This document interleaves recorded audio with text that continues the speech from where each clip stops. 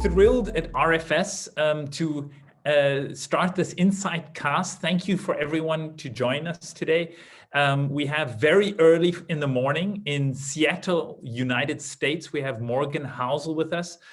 And we have Andreas Zingg with us as well. I'll do a short introduction in a second. We're a bit unsure about how we should entitle today's event, and we decided to entitle it The Rise of the Retail Investor, but the topics we'll discuss are going to definitely be broader. And so we're also going to touch on a lot of different topics in addition to that. And we'd also love to hear from you, that we ask our experts their opinions on certain topics. So I'd like to quickly introduce our speakers. We have on the left, we have Andreas Zingg, who is here. He's the country manager of Vanguard, the second biggest asset manager in the world, responsible for Switzerland, the Swiss market, and the Liechtenstein market.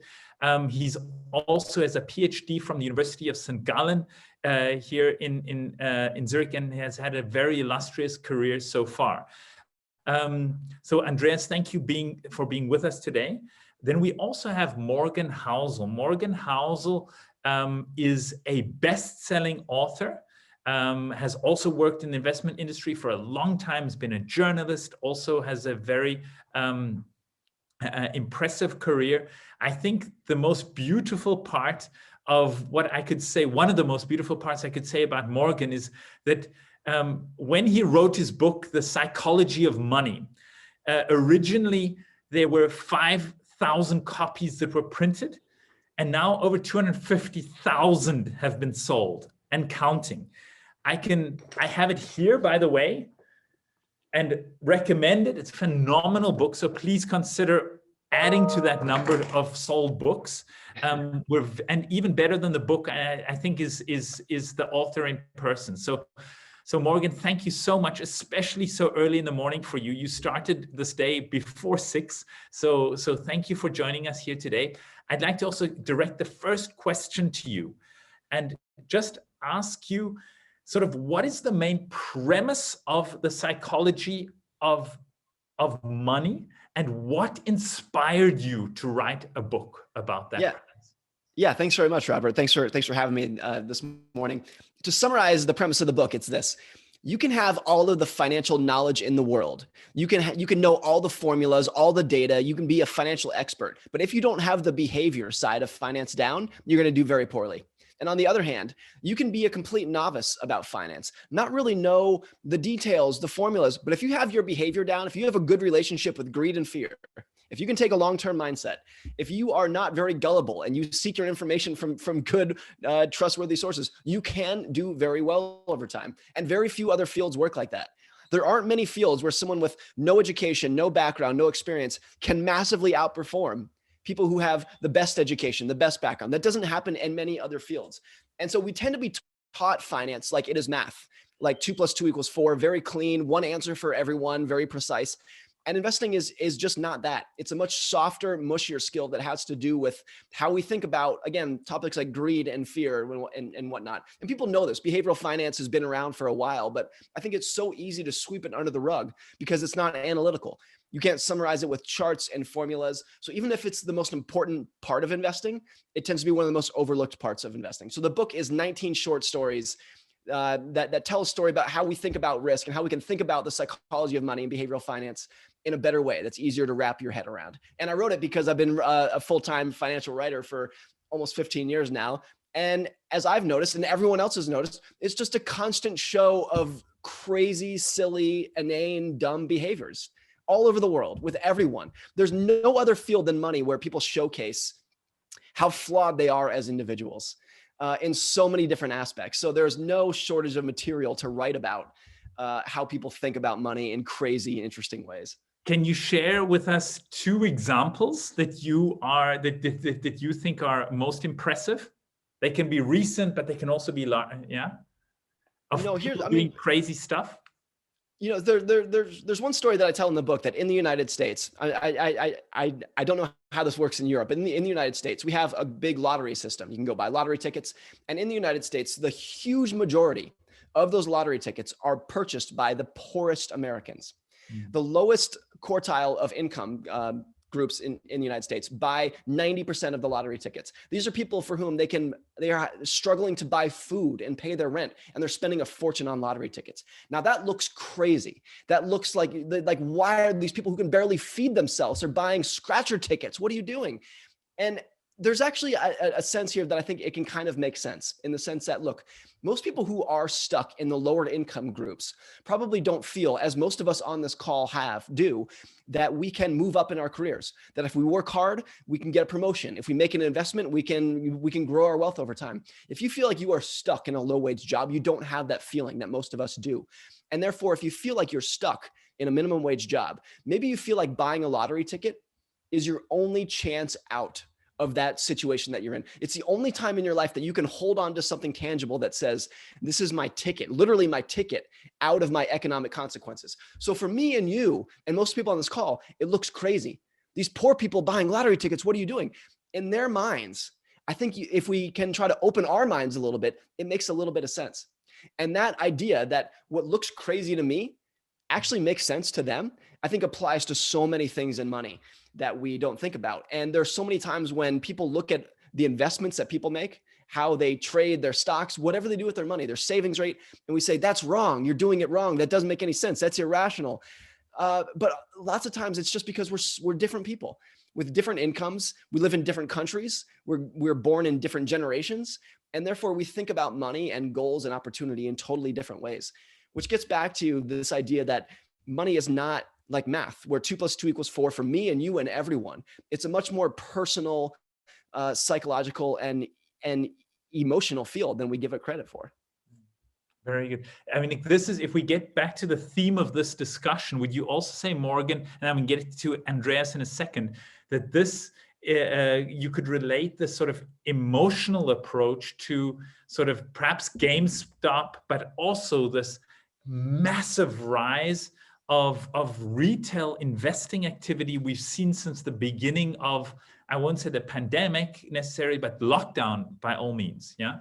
Yeah. I think there's two things to keep in mind here. One is that, about 2 years ago in the United States, I don't know how it works in Europe, but in the United States, brokerage commissions to place a trade, all those commissions went to zero. It used to be 2 years ago, if you wanted to make a trade, if you wanted to buy a stock, it cost you $10 per trade, $10 to buy, $10 to sell. Those are all zero now. You can just go in and trade for free on Robinhood and E-Trade and Charles Schwab. No one charges commissions anymore. That removed the barriers to entry to speculation, particularly for retail investors. If you are a young person with $500, then placing a trade that costs $10, that's going to make you think, $10 to place this trade, maybe I don't need to place it. Now that it's zero, you just take your phone and you hit buy, sell, buy, sell, buy, sell all day long. There's no barriers to entry. So when it came to be that trade commissions went away 2 years ago, it was heralded as good news. And at the time I said, I don't think it is. This is just going to open the floodgates to speculation, which it has done. The other thing that we should keep in mind with something like GameStop is that kind of crazy speculation has been around forever.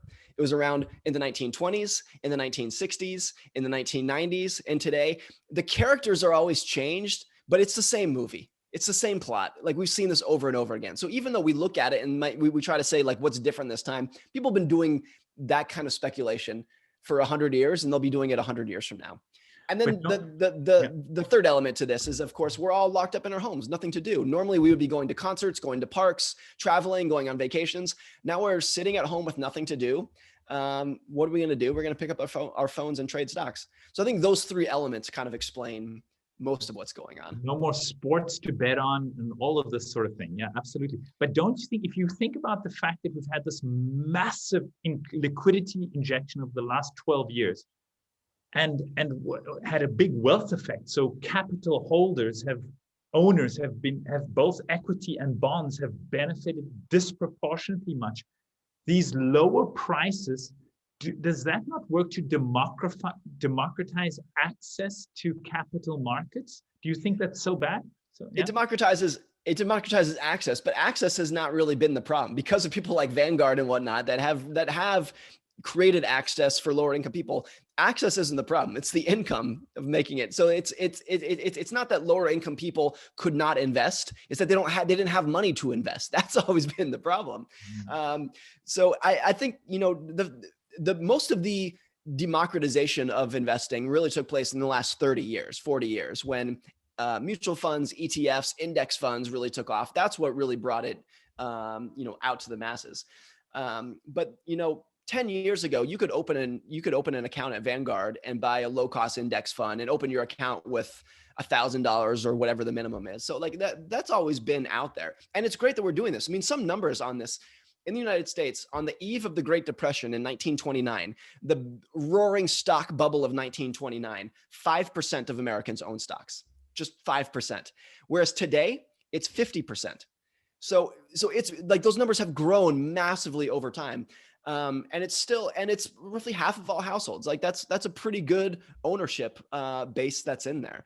So those numbers have grown over time. But look, 20 years ago, that number was also 50%. So it hasn't really changed much in the last 20 years. So even though the prices have come down, the percentage of Americans who are investing hasn't actually grown that much. Mm-hmm. Okay, I'm going to get to Andreas. Do you have any, listening to Morgan, do you have any ideas you want to get off your chest? And if not, I'd love to understand your approach to low-cost investing. Is this something that is a foreign concept to you at Vanguard, or less so? That was a little bit of a joke, not so funny, but an attempt. Yeah, maybe I can add to what Morgan said. I think these developments, we see that trading gets free. Initially, everybody thought that's positive, but what I find critical is actually when you see how these companies actually interact with the clients. So they incentivize them to trade and to actually destroy value. And that's what I think is critical. A free trade per se is something good, but you have to tell people how to invest. And human beings are very bad investors, as Morgan said. He wrote a book about that. We have to control our behaviors, but if there are providers in the market that actually abuse those biases to make money out of it, the combination of that is very dangerous and very bad for private investors.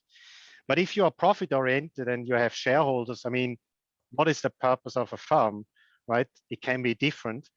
The problem of a financial firm, although is, and that's a financial service, the more expensive a financial service is, the worse is the outcome. When you compare that, let's say you buy a telephone, an iPhone or so, if you buy $100 or 100 francs more, the phone has the same functions, right? But if you pay for the same financial service, let's say 50 basis points % more, the outcome, the performance is worse, right? And that's the ultimate problem of the financial industry. So when you're an exchange listed firm, you try to maximize your profits, and there is always a conflict of interest between the performance of your investors and the profit for the shareholders. And this is where actually our founder had the fantastic idea to make the investors the owner of the firm, to release or kind of resolve that conflict of interest. So Vanguard is organized as a mutual. We are client owned. We are still profit oriented, but we try to make this profit and give it back to our investors, and that ultimately leads to the low cost investing. So we don't call ourselves a charity, or so that is kind of not trying to make profit. We are profit oriented. Every day we work hard to make us more efficient.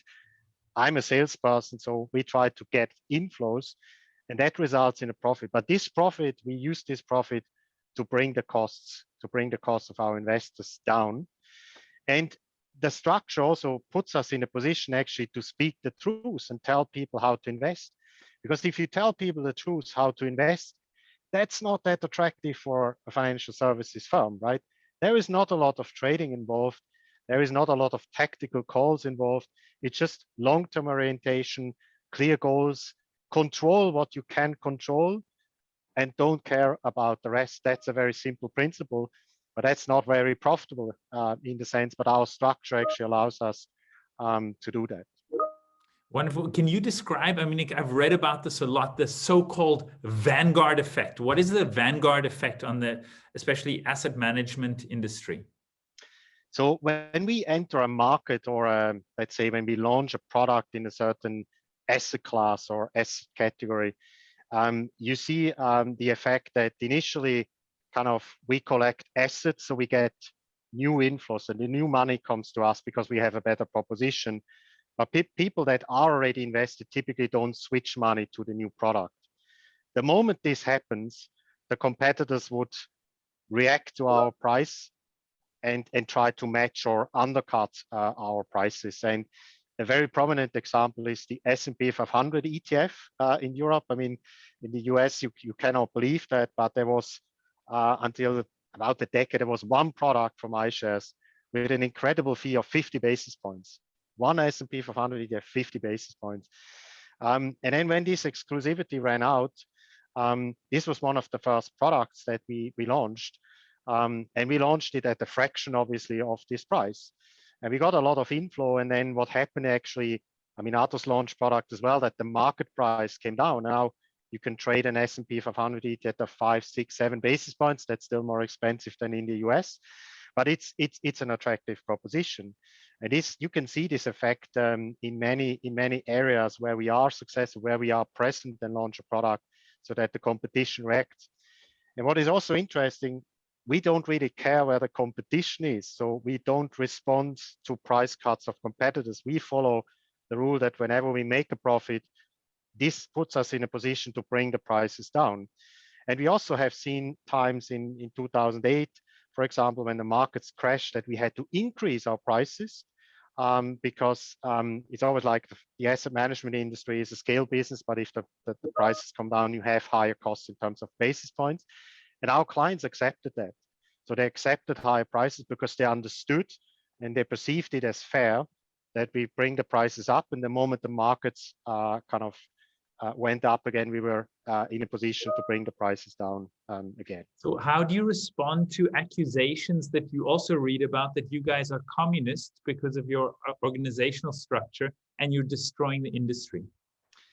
I think Vanguard is a very good example how capitalism actually works, because our structure is the better way of doing business in the asset management industry. So I think in a market-driven system, you shouldn't complain about competitors that just have the better setup to be successful in an industry. You should think about, how can I respond to that? What can I do differently? How can I change my proposition to compete with Vanguard, instead of kind of complaining the system and telling us we are socialists or communists, whatever. I think we are very capitalistic in that sense, but we are just, our interests are fully aligned with the interests of our investors, and that makes our life easier. That makes my life easier every day.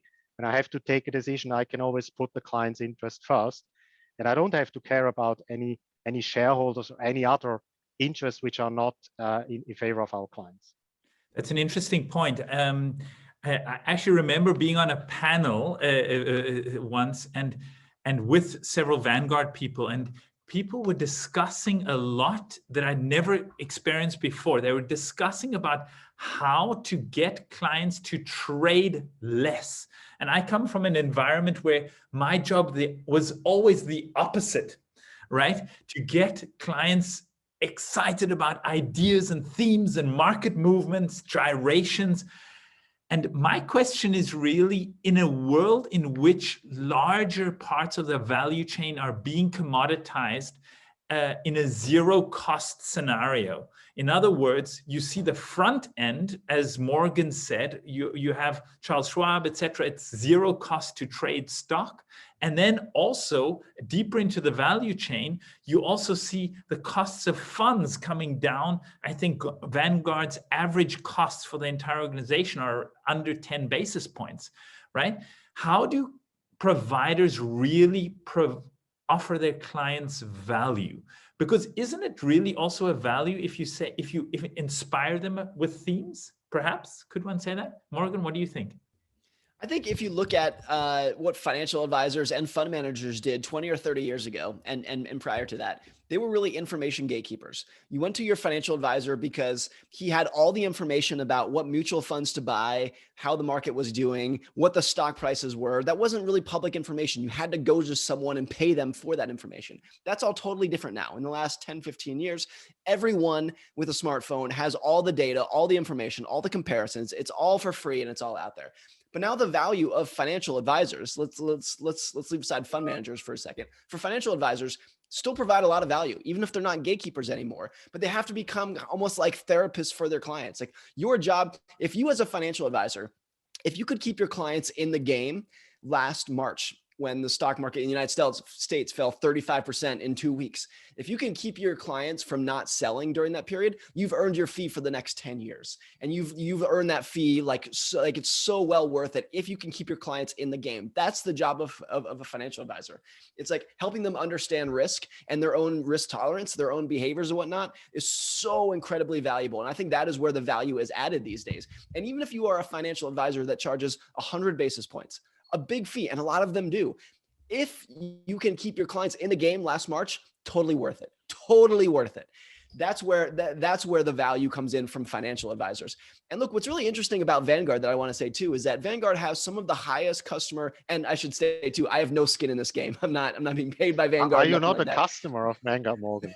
I'm definitely a customer. But they have some of the highest customer satisfaction, and they are a mutual. They are the communists, so to speak, and the customers love them.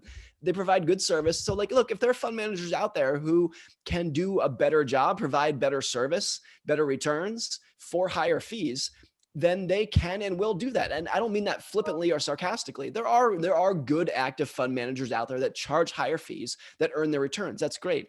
But I think the criticism of Vanguard is, you guys are communists, so your prices are so low. But it's like, yeah, but the customers, they love it. They're getting higher returns, great service, everything's working out. Normally in communism, everyone's unhappy. Vanguard customers are super happy here. So it's a fascinating example in finance too, because John Bogle, the founder, really recognized in the 1970s. He said, the solution to this problem is not a new product. It's not a new fund. It's a whole new business structure. The only way we can make this work is with a totally different business model. And bless him for realizing that. I think he's added more value to everyday investors than any other investor or CEO in this field that's ever lived. It's a very good point. I mean, I think that also the industry is really plagued by a trust deficit, because most people, I've never heard a banker, and I include myself, not talk about the importance of being client-centric, right? But there's so many institutional conflicts, institutionalized conflicts of interest that it make it difficult to really be client-centric in the way that Vanguard is, I think. And, totally. And that, I think that's probably that relates to the the satisfaction is the authenticity, right? That you guys have is probably unparalleled in the industry. What can other providers, especially private banks, Andreas, do to increase the trust that they enjoy from their clients, right? What can they do to give them an added sense of credibility?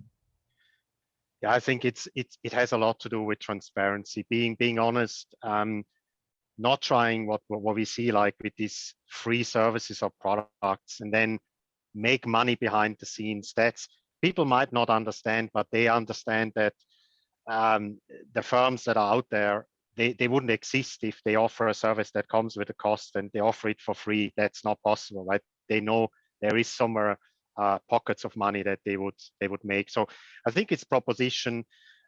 It's that you have to provide a kind of a service. I think a lot of people want advice. So you have to provide that advice. You have to provide it at low cost. You have to be transparent, fair with the clients. And then I think we can't do everything ourselves, right? As Vanguard. So it's good that there is competition. There are things we are not doing. So, and also a bank, they offer a much broader range of services. So there will be always kind of banks and advisors, and they have to talk to the clients. We go in that area as well, and we have a proposition, but our proposition is always limited to the investment space, but there is a lot more. So I think all the private banks or banks, they just have to think about, they have to sharpen their proposition. They have to show that they can add value. They have to be transparent. The interaction has to be smooth with the client, because that's also very often the case when you look at let's say the Revoluts of this world. It's not always the price. It's also the way you interact with them is smooth, is convenient, is simple. That's very important. And I think it's always, a lot of people say that the new kind of generation of private banking clients, it's all about costs, and they are not willing to pay a price for a good proposition or service. I think that's wrong. They are more critical about the value they get for the price they pay. But if they are happy with what they get in terms of performance or service, proposition, convenience, whatever, what makes the whole proposition, they are absolutely willing to pay a price. Probably not as high as now, because I think the prices now for advice are too high, but they are willing to pay a reasonable price that will allow all these providers of financial services absolutely to survive and make profits, right? It's just a question whether they can sharpen the proposition. A lot of technology is needed, and I think we should try to avoid those mistakes that the investors do. And what Morgan said, I mean, that's so true. At Vanguard, we were able to keep 96% of our clients to stay the course during the Corona crisis. And that added so much value. And then if you, as Morgan said, if you are an advisor that is charging still a high 100%, 100 basis points, that's actually in Switzerland, that would be rather low, 100 basis points, I have to say. That was good. But that's really, so you earn the money. And then I do think that people are willing to pay whatever the price will be in the future. Very good, very good. So I want to get to one of the questions. Mr. Dirk Schmidt, the lovely Dirk Schmidt, has a question. I think it directly, maybe both of you can answer, but start with Morgan. You mentioned that advisors used to be the information gatekeepers. Lovely point. And nowadays you have like your Motley Fool. What else do you have? What other platforms can you suggest that give similar access to information? Well, some of it is information that maybe the individual investor is not necessarily going and out and find, but it's still there. I mean, in the United States, the SEC, the Securities and Exchange Commission, all the data for companies' annual reports, quarterly reports, it's all online. Everything is right there. Every public company, your annual report, click, download it, boom. It used to be, there's these stories from Warren Buffett where when he was back in the 1960s, if he was interested in a company, he would have to like schedule an appointment at the local library and go down to the basement and dig through the archives and find an annual report that was 40 years old, like so outdated, and then call the company and beg them to send him the updated ones. That was how he found information. Today, it's out there for everyone. And there are computers scraping all that information, trying to find anomalies that they can exploit and whatnot. But for individual investors, I think one that has been around for so long, but is still probably the best for individual investors, is Yahoo Finance. Now, Yahoo in general is like, you know, the old grandfather internet company and got pushed aside by Google, of course. But Yahoo Finance, for whatever reason, is great. I think it's so much better than Google Finance in terms of quick information about a company's, its balance sheet, its cash flow statement, its SEC filings, news stories on the company. I think Yahoo Finance is unparalleled out there. The other thing that takes a little bit more curation, but is also just unparalleled in terms of gaining information, is Twitter. If you go on, if you have a Twitter account and you follow 100 investors that you admire and like, and news organizations, and you spend 30 minutes a day scrolling your feed for what the links to stories that they're talking about, the little bits of information and quotes that they're putting out there, you can gain so much knowledge and insight as an investor in a way that I think is like, there's been no other communication tool in history for investors that has had so much good, high quality access to information for free for anyone out there than exists on Twitter. Now, it's not exactly plug and play. You have to know who to follow, and that's an art in itself. But if you can get your followers down right, it's such a good resource. Besides following you on Twitter, as in our office, several people do, can you name 3 people that you think are lovely to follow? Yes, let me name three people, and then I'll tell you why all three of them are great to follow. One is a guy named Nick Majuli. He writes a blog called Dollars and Data. He's great. Another is a guy named Michael Batnick. He writes a blog called The Irrelevant Investor. And another is a guy named Ben Carlson, who writes a blog called The Wealth of Common Sense. The reason all three of those gentlemen, and it is coincidence that I just named three men because there are a lot of great women on Twitter as well, but the reason they are so great is because they're not selling anything on their blog. They're not trying to convince you of anything. They're not trying to get you to sign up as a customer. These are just three guys who are so interested in how markets work and what's going on in the stock market, what's going on in the economy. How can we be better investors? And every blog post is just pure information and knowledge and insight, no sales, not trying to sway your opinion. It's just a brain dump from their head onto Twitter for free. And that's why I love it. There's so many blogs out there that are great, but they're clearly trying to push their products, trying to get you to sign up, which back to like trust and incentives. For me as a reader, my radar goes off as soon as I'm reading a blog post and I realize they're trying to sell me something. Even if it's a great post, as soon as I see that, my radar goes off of like, no, stop, not interested in this. So all the blogs that are they're just blogging for the sake of sharing information are so great and valuable. Thank you. That's really, really interesting. I think it's probably a similar kind of radar or an internal defense system also probably goes up when a relationship manager tries to sell a product, right, to a lot of clients. You kind of think, oh, do I need to protect myself? And that's really interesting. Maybe just a follow-up question. How do they earn money? All three of them are financial advisors, but their blog is not pushing any financial advice whatsoever. Okay. It's just their blog that they like to do. And it's totally separate from their financial firm. They have a financial firm, but their blogs are they exist on different websites under different names. They never talk about what they're doing at the firm. So they have their day job as financial advisors. Nick Majuli is actually a data analyst. Michael Batnick is director of research, and Ben Carlson does institutional sales. But their blogs don't mention that at all. And that's what I love. It was important not to put myself in that same category, but I work for a private equity firm, but I have never once written about what we do. And that's intentional. It's not that I don't have anything to say about what we do. It's that as soon as I write that in my blog, here's why our fund is great and why you should invest. As soon as I do that, the trust is broken. It's totally broken because when I read someone else doing that, they break the trust for me. And I don't want to pass that along. That's why I intentionally go out of my way to never write about what we do internally, because it's so, as soon as someone's radar goes off, I've lost them. Wow. Very, very interesting point. We actually have another question here about the systemic risk of this incredible increase of passive funds, especially in the US. I think it's because it's a lot more evolved in the US than it is in Europe, both on the equity and the bond side. Do you see that as a problem, Andreas Zingg? And then I'd also love to hear your opinion, Morgan. No, that's not a problem, and it will never become a problem. Let me explain why I have such a clear opinion. I mean, first of all, it has to do with the question whether passive is too big.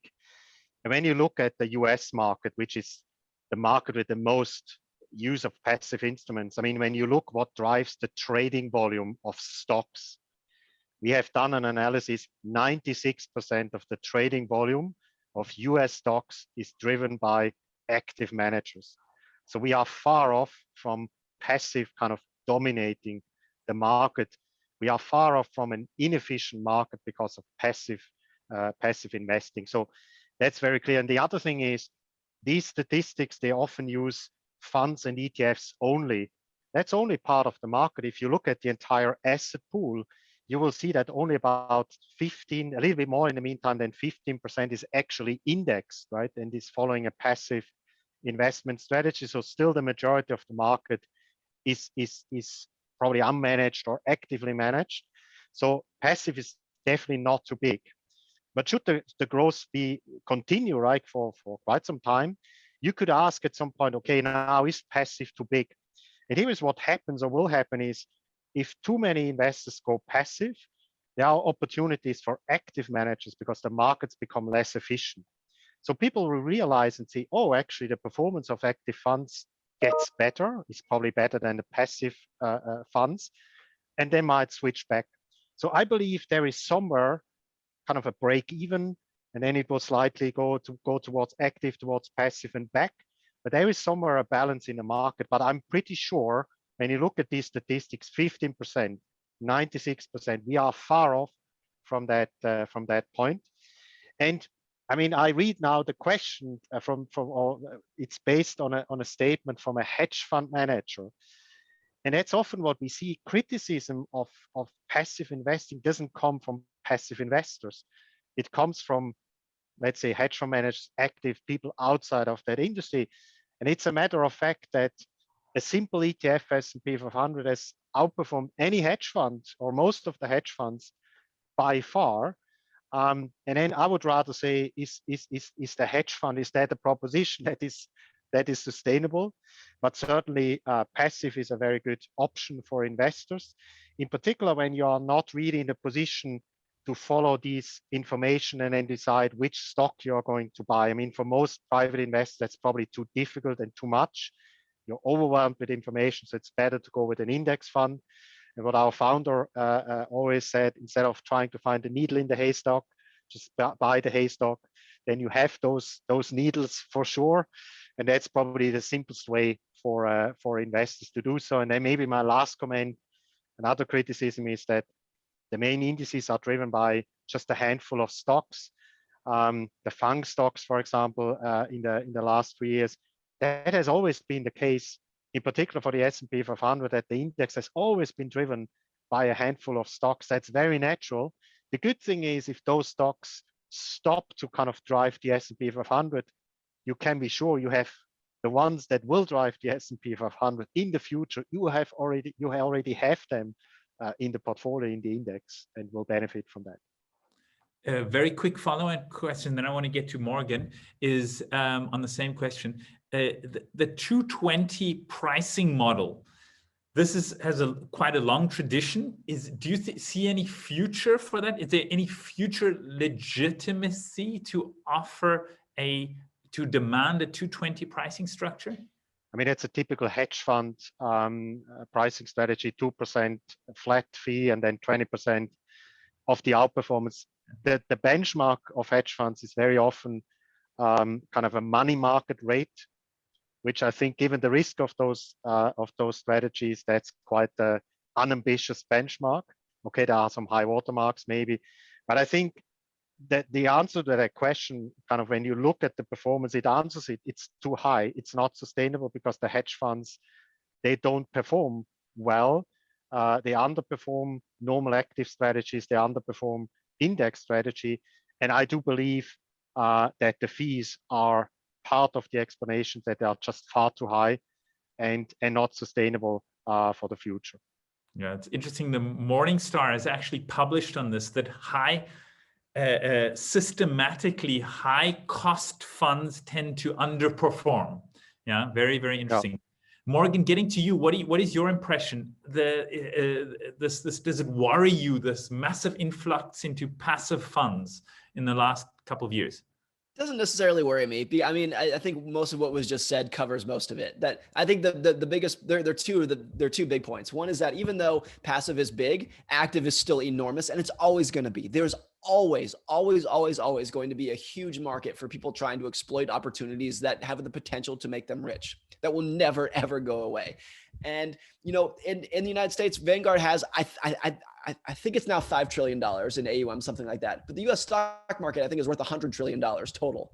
So even if we're, just looking at the whole size of everything, it's still, if you look at their flows on an annual basis relative to the size of the entire market, it's totally different. What I would say about fees, 2 and 20, what's so interesting about hedge fund fees and private equity fees is that, look, in anything else in life, the really good high quality stuff costs more than the average or low quality stuff. A really nice hotel costs more than a bad hotel. A Ferrari costs more than a Ford. That's for everything else in life. But for some reason, in the hedge fund world, the private equity fund world, everyone charges 2 and 20. Doesn't matter if you're the best, you're the worst, everyone's charging the same fee, which makes no sense whatsoever. You have some funds in the United States that are extraordinary, incredibly good funds that will charge 5 and 50 because they have the performance to justify it. These are funds that have put up 40% annual returns for 30 years kind of thing. They can do it. But by and large, whether your returns are extraordinary or terrible, you're charging the exact same fee. That's what makes no sense to me about the 2 and 20. Like the origin of that fee came about when there were only a handful of hedge funds and they were all very, very talented. So they could justify that fee, but it just stuck around for everyone after that. So I think it's also been true that in hedge funds that on average, it's never been exactly 2 and 20. It's kind of been on average kind of like 1.5 and 15 kind of thing. And that is starting to come down a little bit. So I think as we look in the future, there will be more discerning LPs that say, do we need, particularly for a hedge fund, if it's like a long only or even a long short hedge fund, is that really necessary? If you're talking about smaller private funds where the ability to go out and find deals and secure deals and pay the legal fees to get these deals done, that's a little bit more understandable. But if you're a long only hedge fund charging 2 and 20, you got to have the performance to back that up. Okay, very, very interesting. I'm going to open this. I'm conscious of the time. I'm going to open this to questions. So verbal questions. If there are any questions, please raise your hand and we will unmute you. But until then, I'd like to ask a question about the current market environment. Last week, we saw that 10-year US yields increased by about up to 1.4%, and which is, it's still super low, but it's 100 basis points higher than it was at the beginning of 2021. Is this something that you guys are worry about a little bit? We've seen a little bit of jitters in the market. We see super elevated valuation levels for equities and for bonds. Is it something you get a little bit concerned about? Yeah. Doesn't bother me in the slightest because, like you said, it's still 1%. If this was even 2 years ago, or not to say nothing of 10 or 20 years ago, we would have said 1% on a 10-year treasury bond.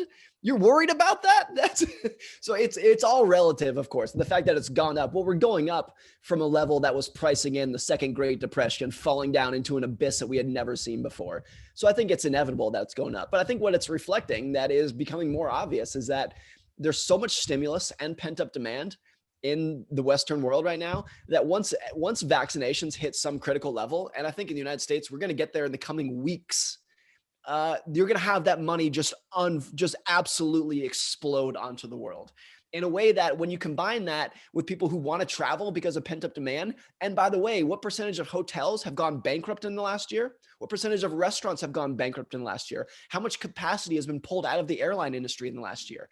So you have less supply, and then you're going to have a flood of demand coming in all at once, unprecedented demand. That's going to create the potential for inflation like we haven't seen in probably 40 years since the 1970s. I do think it's probably going to be targeted to specific industries rather than something that's more systemic, but I think that's what that's showing. And that's, by the way, I think that's great. The fact that treasury bonds are rising because there's about to be a flood of economic activity is great. That's wonderful. I would love it if interest rates rose to 6% because they deserve to be there because the economy was so strong. Everyone would win in that situation. I'm rooting for 6% interest rates. So it doesn't bother me in the slightest. Lovely answer. Andreas.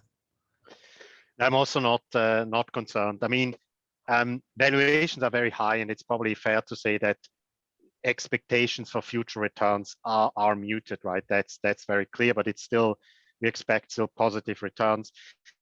And the good thing about interest rates is always you make more on the bond side. And what we have seen in the last few years, when interest rates turned negative, a lot of investors came to us and questioned whether they should hold bonds at all in the portfolio, which I think is a very important element of a balanced strategy. So higher interest rates will help us to convince people that it's good to hold bonds, in particular in times like in March, so when the stock markets crashed.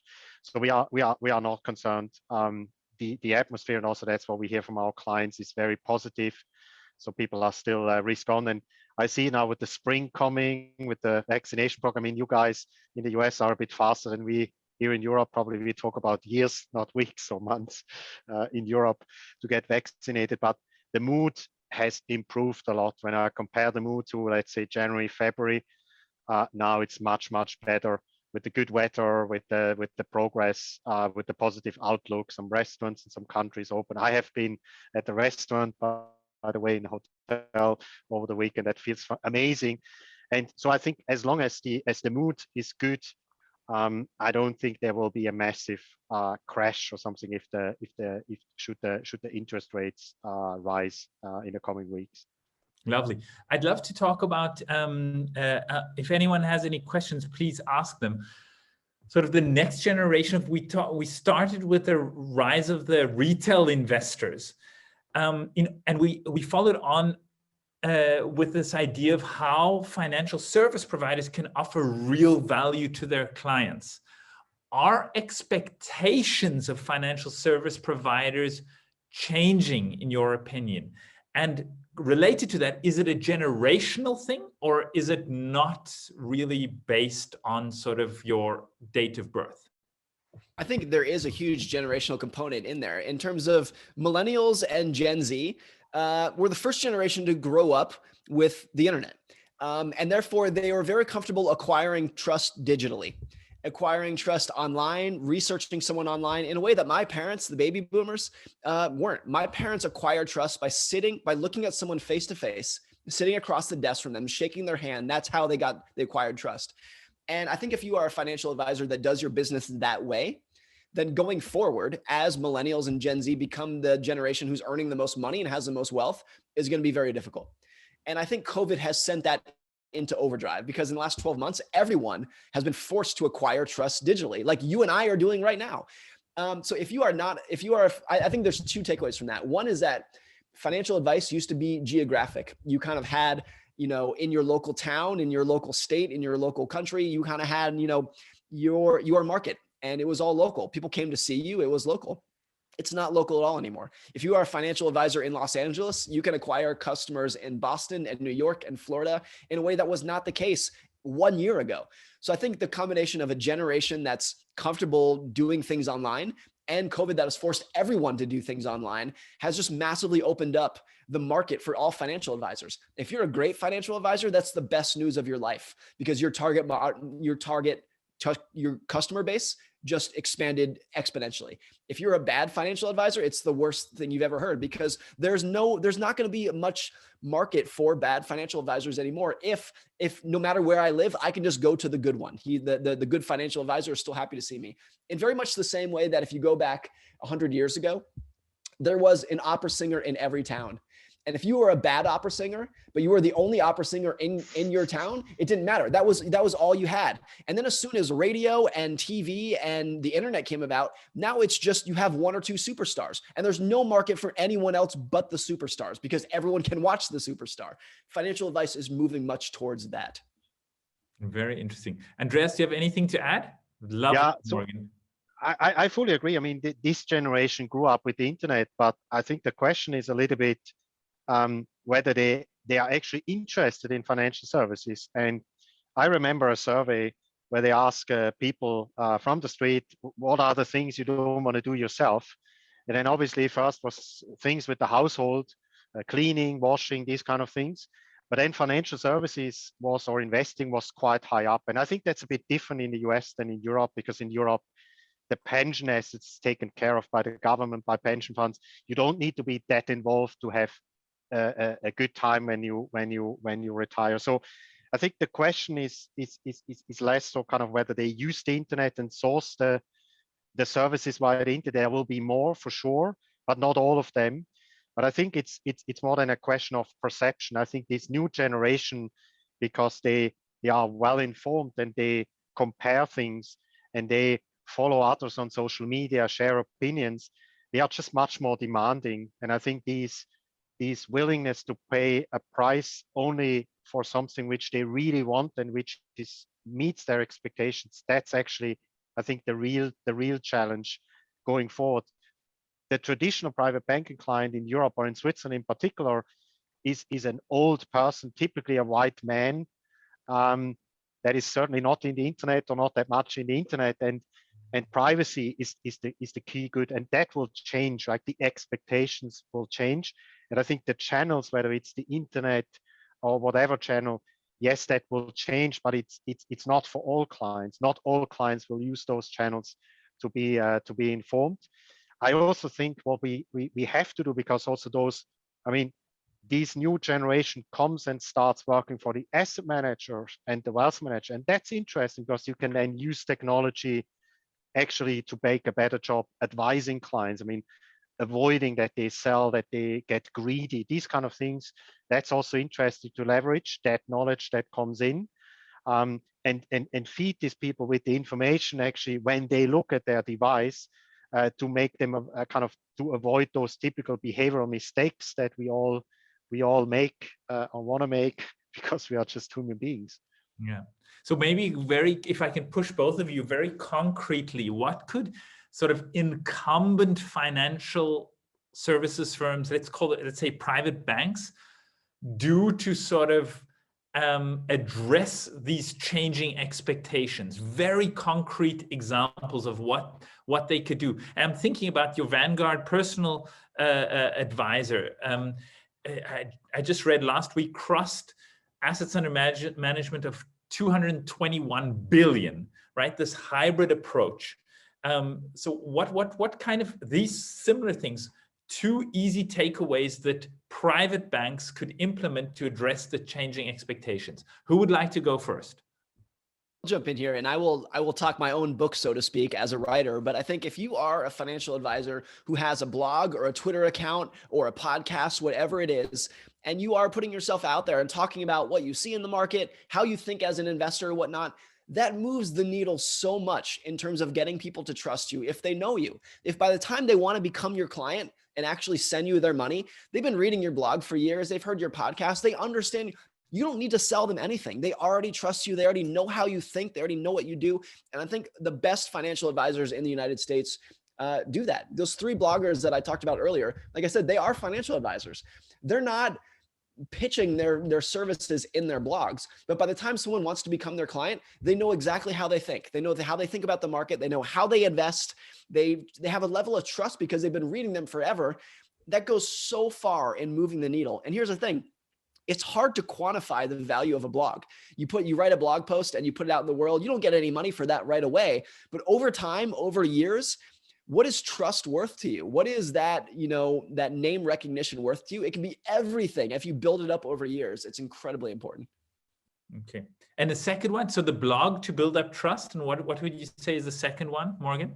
Let me ponder a second one for a moment here. I will let Andreas jump in. Good.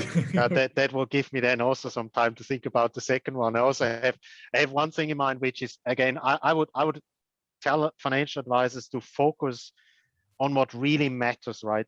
Because I think currently financial advisors or private banks spend too much time on things that do not add value and can be automated.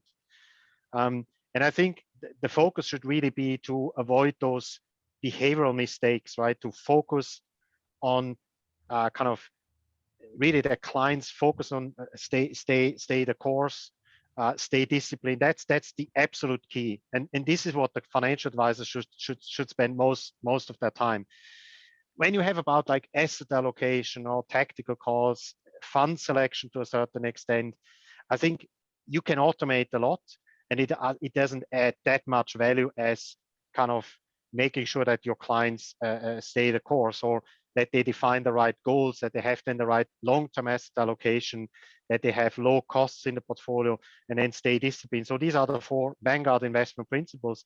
And if the financial advisors focus their time on that, and I know I speak a lot to financial advisors, there is a lot more from regulation and everything. That's very clear that they have to spend time on it. That cannot be avoided.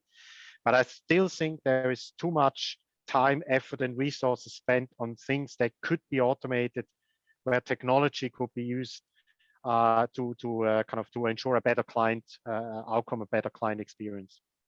Okay, very good. Morgan, are you ready for number 2 before I get to Andreas number 2? You have to use technology in a way that gives your customers a sense of control and transparency in a way that previous generations may have been okay just getting a paper statement every quarter about how their money was doing. That may have been okay for the previous generation. If this generation, they have to have a very clean app that lets them log in, have a sense of control and transparency that 24 hours a day, I can log in and see exactly how much money I have with you. There's a lot of technology that you can use out there to gain that. But if you are the old school financial advisor that's still doing paper statements, that still makes you call him up to place a trade, the younger generation is going to have absolutely nothing to do with that. Yeah, very good. Very good. And Andreas, are you ready for your number two? Yeah, it has to do with technology as well. I think the incumbents really, they have to sharpen the proposition. They have to use more technology, also release some of the old stuff. And as a result of the increased use of technology, I think the overall costs, they have to come down. And then also when you read analyst reports about the banks, I mean, the margin expectations the investors or the analysts have towards those banks are just not realistic anymore, in my opinion. So the gross margin. Yeah. The net margin, I still think with the right use of technology can stay attractive, but you need to automate a lot, really, again, focus on the things that really matter and use technology to make the people more efficient. And also, I think also then what the incumbents have, they have lots of experience, they have lots of clients, they have lots of data. And this is what the new providers don't have. They might be better in technology, they might be cooler, but still the incumbents, they have values that the new competitors cannot acquire overnight. That's simply impossible. They also have trust. I mean, you mentioned in the beginning that kind of people don't really trust banks. I would say that that's not necessarily true. I do think when you ask someone from the street, who would you give your money? Would it be UBS, Credit Suisse, or would it be Revolut or so, one of the new providers? The majority would still say, oh, I trust the big banks more. The trust is there. I think it's more the image which suffered a little bit. So when you ask for the image, the brand perception, this is much better for the new providers. But the trust, which is absolute key when people invest money, I mean, this is there. It's more like the perception and building on those strengths that the new players in the market cannot compete on, at least for the next 10 years. This needs to be the basis for the future, but then adopt new things, new technology to become a bit cooler, more convenient, sharpen the proposition, more efficient, bring the costs down. I think then the future belongs to the incumbents. Maybe you have to do one or the other acquisition to buy that know-how, to buy that technology. But I don't really believe that in 10 or 15 years from now that we will see completely different names that provide financial services to private and institutional investors in the world. Very interesting closing point. Morgan, I have one more question for you before we end. A short answer. For the retail, we started with a retail investor, we end with a retail investor, and we relate it to your book. What hack or behavioral intervention would you recommend to become a better investor? The single most powerful lever that exists in all of investing is just increasing the amount of time you are investing for. It's not the answer that people want to hear. People want to hear, like, how can you get your returns faster? Yeah. Length is the only thing that works, the lever that we can pull to increase the odds of success. And it's one of the only things in investing that is totally in your control. You have no control of what the stock market's going to do next, what the economy is going to do next. We can control our behavior and our time horizon. And if we can do that, it's not only the one thing that's in our control, nothing matters more in terms of increasing the odds of success and your ability to compound over time than just increasing your time horizon. Very good, clear answer to end the call. Thank you so much to both of you. We're right in the top of the hour.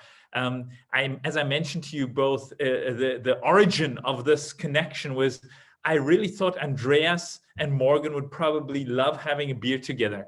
And that's how we thought we'd actually combine them in an Insightcast.